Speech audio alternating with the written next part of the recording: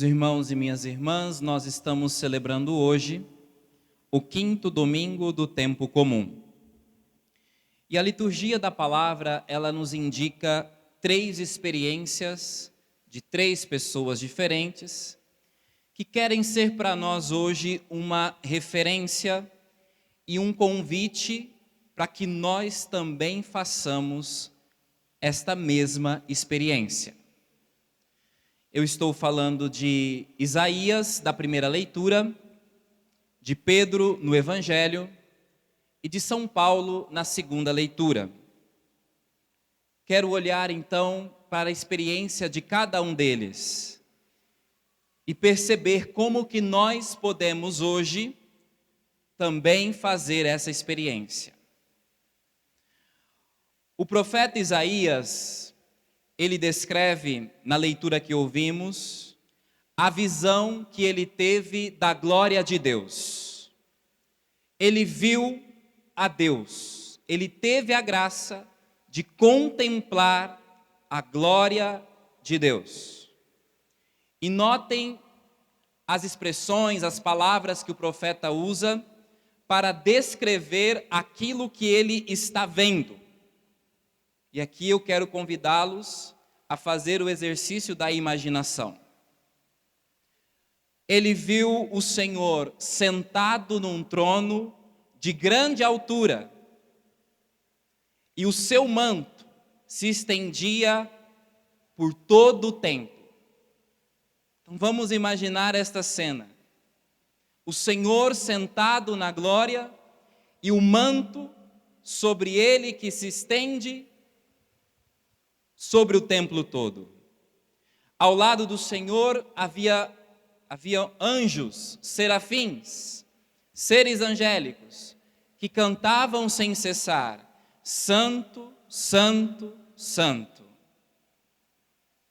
Isaías viu com os seus próprios olhos a glória de Deus.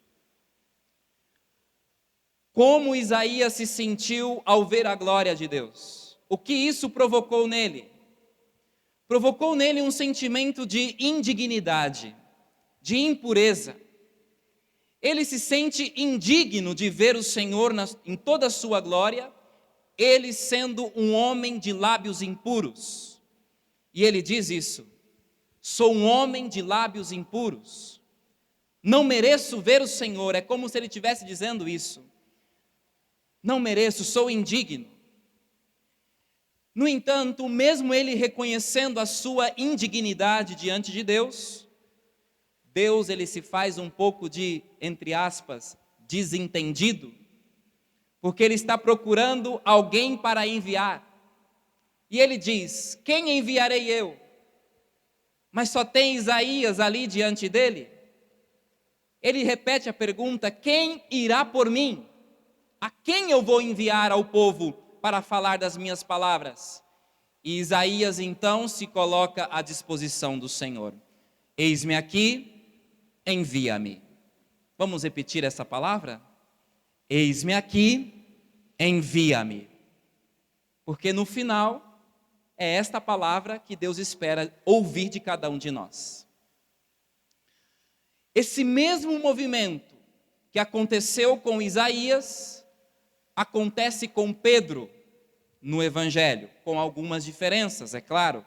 E eu vou citar essas diferenças que aparecem na experiência de Pedro. Pedro está à margem, consertando as redes depois de uma noite inteira de trabalho. Jesus aparece nesse contexto. Eles estão à margem, Jesus aparece. Agora notem a diferença. Isaías tem a visão de Deus que está onde? Nas alturas. Sentado num trono, distante.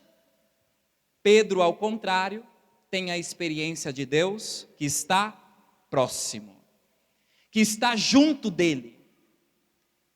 Esse Deus que estava sentado num trono se encarnou, assumiu a nossa humanidade, se fez homem, se fez um de nós, e agora ele está dentro da nossa vida, está dentro da barca de Pedro, ou seja, dentro da vida de Pedro, se fez próximo, deixou-se tocar. Esse é nosso Senhor.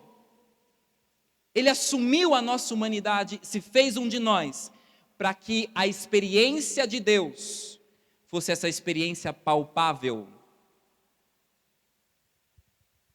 Não a experiência de Isaías, que olha Deus distante e já é impactado por essa experiência. Agora Deus se faz pequeno.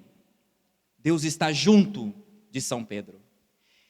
E Jesus, aqui, o texto traz uma outra referência importante que eu quero citar, porque Jesus entra na barca de Pedro e diz a ele: é importante que nós nos afastemos um pouco da margem, avancemos um pouco para dentro do mar.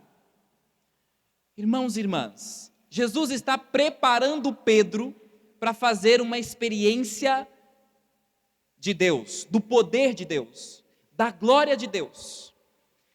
Notem, para que ele faça a experiência da glória de Deus, é preciso se afastar da margem, se afastar da terra.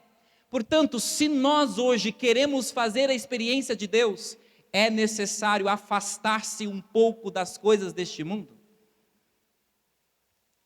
É preciso se afastar um pouco da terra. É preciso se retirar para fazer a experiência de Deus. É preciso avançar para águas mais profundas. Agora, quero chamar a atenção para outro detalhe, porque Pedro, ele havia trabalhado a noite toda. Eu nunca fiz essa experiência de trabalhar a noite toda, mas quem já fez sabe que a pessoa amanhece. O que ela quer quando o dia amanhece? Ela quer dormir, ela quer descansar, né?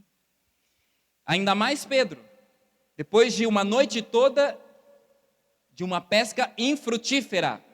Imaginem vocês, a noite toda lançando rede e a rede voltando vazia, lançando rede e a rede voltando vazia. Pedro estava num estado de frustração em relação ao seu trabalho. Pedro estava vivendo um momento difícil. E Jesus pede justamente para entrar na barca dele, para estar na barca dele. Pensem o que passou pela cabeça de Pedro. O Evangelho não diz, mas certamente ele pensou: não tinha outra hora para Jesus ensinar o povo? Eu estou cansado. Estou exausto de uma noite toda de trabalho e Jesus quer usar da minha barca para ensinar o povo? Muita coisa deve ter passado pela cabeça de Pedro. Mas diante daquele ensinamento de Jesus, Jesus diz a ele: Pedro, lança a rede mais uma vez. Nos coloquemos no lugar de Pedro. O que você faria? Ele lançou a rede a noite inteira e nada pescou. E ele responde para Jesus: Senhor, nós lançamos a rede a noite toda e não pescamos nada. Mas, em atenção à sua palavra, eu vou lançar a rede novamente. Por causa da tua palavra, Senhor, eu vou lançar a rede. Notem, Pedro, ele não hesitou. Ele não procurou desculpas e lançou as redes e colheu o fruto da sua obediência. Irmãos e irmãs, o contexto da vida de Pedro pode ser o contexto de muitas pessoas aqui presentes. Contexto de frustração, contexto de angústia, de sofrimento, de já ter batalhado muito na vida e não ver resultado nenhum, e não ver mudança, e não vê transformação. Talvez nós estejamos também exaustos, cansados como Pedro. E essa palavra então é para nós: lance a rede novamente. Mas Senhor, já lancei a vida toda. Lance a rede novamente. É Jesus dizendo: não desista. Lança de novo. O fruto da obediência é o milagre. O fruto da obediência é ver a glória de Deus se manifestando na vida dele. E quando ele vê Deus agindo, ele tem a mesma experiência que Isaías. O que disse Pedro ao ver a glória de Deus naquela pesca milagrosa? Senhor, afasta-te de mim, porque sou um pecador. Isaías disse a mesma coisa: sou impuro, sou um homem de lábios impuros, não sou digno. A mesma experiência de indignidade. Mas mesmo assim, Pedro sendo um homem pecador, o que Jesus diz a ele? Pedro, a partir de agora, você não será pescador de peixes, mas pescador de homens. Estou lhe dando uma missão, Pedro. Notem, Pedro se reconhece pecador e mesmo assim, nosso Senhor o chamou. E diz o Evangelho que ele deixou tudo e seguiu Jesus. Deixou tudo. Pedro tinha uma empresa de pescaria. Ele era sócio de Tiago e João, diz o Evangelho aqui no final. Era um homem bem-sucedido. E ele deixa tudo para seguir Jesus. A mesmíssima experiência faz São Paulo na segunda leitura. São Paulo, ele também viu a glória de Deus. Ele começa a descrever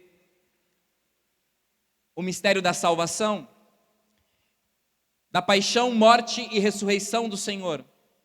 E ele diz: o Senhor apareceu ressuscitado aos 12. Os 12 apóstolos viram o Senhor ressuscitado. Depois ele apareceu a 500 de uma vez só. Depois ele apareceu a Tiago. E por último, ele apareceu a mim.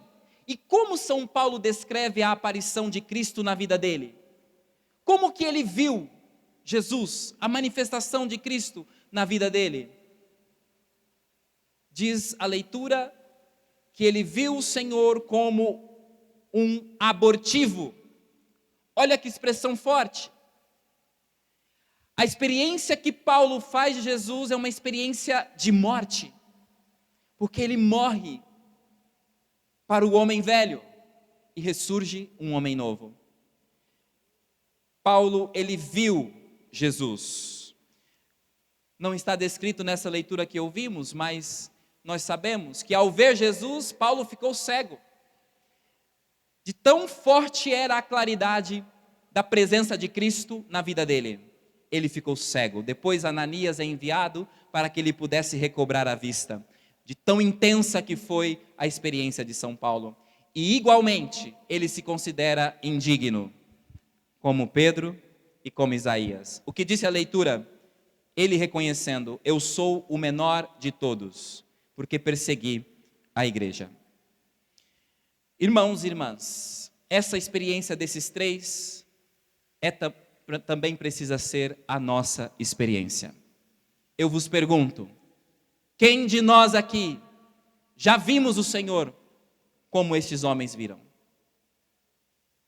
Quem de nós aqui já fizemos essa experiência de ver a glória de Deus? Pois bem, peço a Deus que nesta missa o Senhor dê essa graça a todos nós aqui. Que nós possamos ver a glória de Deus nas nossas vidas. E aqui eu quero concluir esta homilia trazendo uma experiência comum dos três, porque todos eles tiveram a experiência de ver, ou seja, a dimensão da visão, do olhar. Por que é que Jesus quis entrar na vida deles pelo olhar? O olho é uma das partes do corpo humano que mais revela a pessoa. Existe uma área da medicina alternativa que consegue trazer um diagnóstico do corpo inteirinho da pessoa pela análise da íris. A partir do olho se tem um diagnóstico do todo do corpo humano, porque o olho revela o todo do ser humano. Os nossos celulares hoje, a maioria deles, eles são protegidos pela íris dos nossos olhos, não é? A gente desbloqueia o celular pelo olho. Porque o olho revela a nossa identidade, porque não tem nenhuma outra íris pelo mundo todo igual à minha, igual à sua. Somos únicos, irrepetíveis. O olho é a nossa identidade. Pelo olhar, nós conseguimos identificar o estado emocional das pessoas. Pelo olhar eu sei se a pessoa que está diante de mim está triste, está alegre, está aflita, porque o olhar revela a pessoa. Ontem eu celebrei aqui uma boda de ouro, né? E eu perguntei para o casal se eles se lembravam do dia em que eles se viram pela primeira vez. E a senhora disse assim: claro que eu me lembro, foi num parque de diversões, há 55 anos atrás. O esposo disse assim: claro que eu lembro, padre, como esquecer daquele olhar? Vejam, o olhar muda o rumo. O olhar determina a vida. É por isso que Pedro, Paulo e Isaías, eles veem o Senhor. Porque pelos olhos, nosso Senhor tem acesso ao todo do coração de Pedro, ao todo do coração de Paulo, ao todo do coração de Isaías.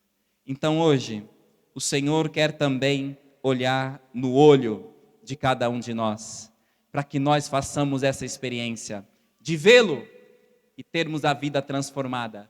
E uma vez que nós vemos o Senhor, é impossível ser a mesma pessoa. Pedro se transformou em pescador de homens. Paulo, apóstolo das nações. Isaías, profeta de Israel.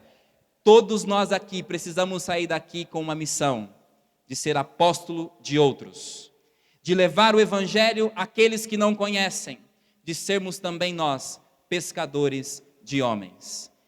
Aqueles que querem viver a experiência, rezem no fundo do seu coração como Isaías: Senhor, eis-me aqui, envia-me.